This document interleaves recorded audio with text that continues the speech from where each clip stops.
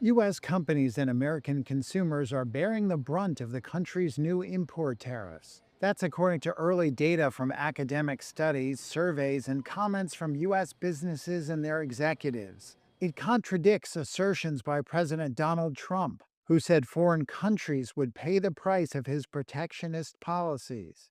But early indications show that through the first months of Trump's new trade policy, it is U.S. companies that are footing the bill and passing on some of it to the consumer, with more price hikes likely to come. A Harvard Business School study found that imported goods have become 4% more expensive since Trump started imposing tariffs in early March, while the price of domestic products rose by 2%. The biggest increases for imports were seen in goods that the United States cannot produce domestically, such as coffee, or that come from highly penalized countries like Turkey. These price hikes, while material, have been generally far smaller than the tariff rate on the products in question, implying that sellers were absorbing some of the costs. A White House spokesperson said, quote, Americans may face a transition period from tariffs, but that the costs would, quote, ultimately be borne by foreign exporters.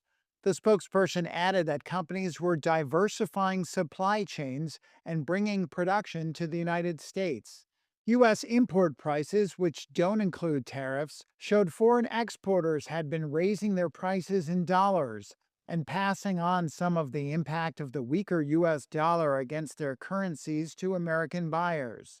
Yale researchers say, quote, this suggests foreign producers are not absorbing much, if any, of the U.S. tariffs, consistent with prior economic research. Companies are still adapting to Trump's tariffs, which have pushed import taxes from an average of around 2% to an estimated 17%.